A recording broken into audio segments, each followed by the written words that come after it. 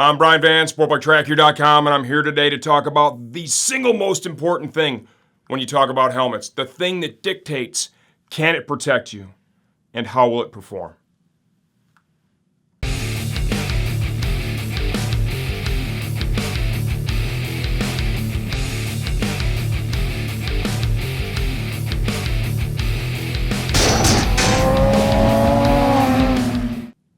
Okay, this is part of our global The Truth About Helmet video series, several smaller videos. I'm going to give you my disclaimer again, once again, litigious nature of our society. All the information in this video is intended to help you make the right choice for yourself. A little education. Myself and sportbiketracker.com are in no way, shape, or form responsible or hold any liability for the decisions that you ultimately make. I do believe this guide will help you make good decisions for yourself. With that said, all right, what is the single most important thing when we talk helmets? What matters more than everything?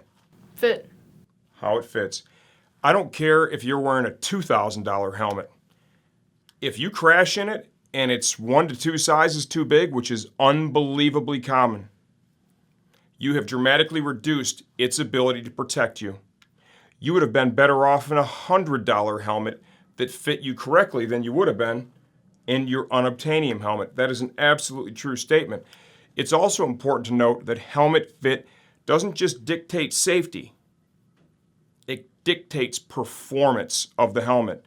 If it's too loose, air leaks around the neck curtains, all going to come in, excessive wind noise. Imagine you're on the straightaway and you come out of the bubble and your helmet's 2 sizes too big. What's your helmet going to do? All over the place. What does that do for your visibility? Not too good, man. Not too good, man. Helmet fit is absolutely everything. So, where do we start? We're going to use Max as an example here. You can do this yourself, right? Best if you have a loved one or a friend to help you do it. If you don't have a cloth tape like this one, use a shoestring, mark it, and then measure it with a ruler. Everybody has, a ruler at their home. So with Max, you want to sit up straight, kid. I'm going to try and get him just above the eyebrows. You want to keep it as level as possible. I'm not really going to get lost in the details of it right now because we've already done this multiple times. Take more than one measurement. I'm going to look up. Okay. The other thing we need to do is evaluate head shape, okay? You look at Max. Max is longer. Oval. Yeah, you're intermediate oval. You already know that.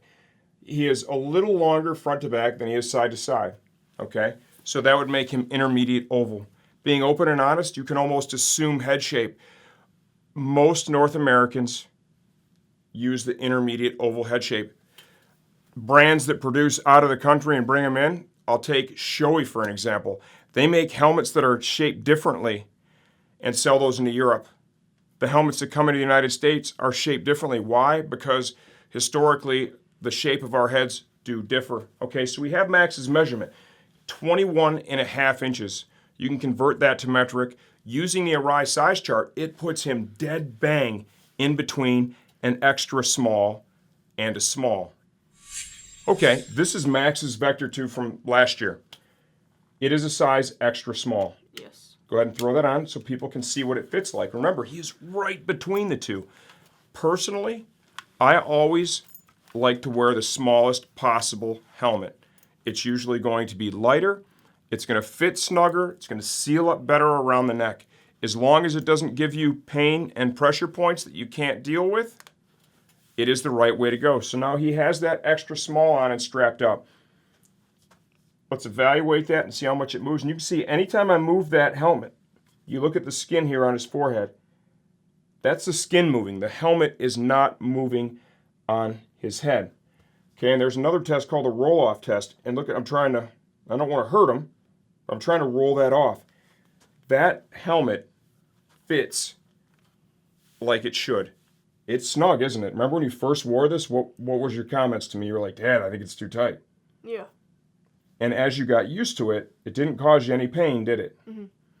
It wore in just a little bit, and you were able to ride with it for over a season, okay? Proper helmet fit. Now we're going to show you what he would look like in a medium. And it's so common that we see people at least one size too big in helmets. Also important, I think, is on-off effort. When a helmet fits you properly, it takes a little effort to put it on and take it off. Grab the helmet by the straps. Max is going to show you that right now. Pull it over like so. And then you don't have to strap it up now, but just show them when you take it off, it does require some effort. That is normal. Okay, if I had a nickel for every time I heard this, yeah, the kid's getting a lot bigger, I want to make sure he can use it for a season or two, so I'm going to buy him a size up. This is my size medium, okay? Extra small to medium. We'll show the on-off effort. You can see that just fell right on his head. Go ahead and strap it up, bud. At face value, you just glance at him really quickly, and if you don't evaluate this properly, you might look at him from the front and be like, it's not that bad. That's not that bad, huh? Well, let's go ahead and move it around. Okay, the helmet is moving, well, quite easily. Okay, that's not great. Let's try the roll-off test, okay?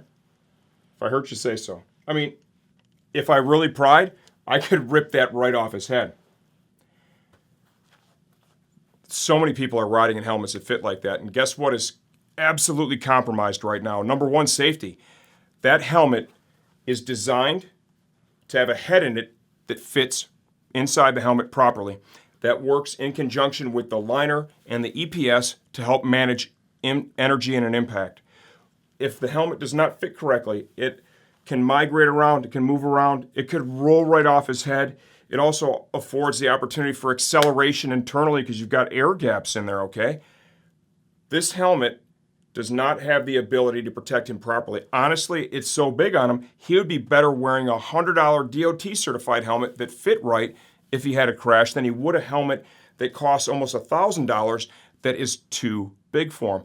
Also important to note, and him and I addressed this a little bit earlier too, the performance of the helmet is going to be massively impacted. He's going to have tremendous air noise underneath here. It's going to be super loud when he's riding in it. And also, at higher speeds, the helmet's just going to move all over the place, compromising focus and vision. There you have it. That is really the single most important thing. It's going to dictate your experience riding in the helmet. God forbid, hopefully you never fall in it, but it's also going to have a dramatic impact, pardon the pun, on how well it's able to manage the energy in the event of a fall. It is literally everything. If it doesn't fit, don't wear it. And this is something Video Steve brought up earlier as we were working on this project. He goes, don't forget to mention, he goes, I've seen passengers out there all the time. They're wearing a helmet. He goes, I can tell it's too big for them. Don't do that to people. If you're going to put them on the back of your bike, even a casual partner, you need to understand you're probably assuming a certain degree of liability for their well-being. They fall off that bike, and let's say they're wearing a helmet that is 2 or 3 sizes too big, and that bad boy rolls right off their head, and they get a closed head injury. You have probably exposed yourself for an epic amount of liability. Forget the liability. Let's talk about how you're going to feel about that, because you are going to be responsible for it. You're the rider. You have the experience. You're going to put them in that product. You need to make sure it fits right. So I would say don't put anyone on your bike as a passenger that doesn't have a proper fitting helmet, number one. And I'd also suggest that it's got a realistic date code on it that's still inside of that 5 years, and that's only to insulate yourself from potential liability. And it's also about doing what's right for other people. You're responsible for them when they're on the back of the bike. A good example is him too. How many people you see, their kids are in motorsports? You've seen them in helmets that are just crazy big. Yeah, that's true. Have you ever owned a helmet that was too big? Nope. They've all been snug from day one, and they've always been that way. I can understand with gloves or boots, or you want to buy it a little big so you can get a few seasons out of it. You can't even consider doing that with a helmet. I don't suggest doing it with any of it, but with a helmet, it has to fit right from day one. It is the most important thing in the helmet universe.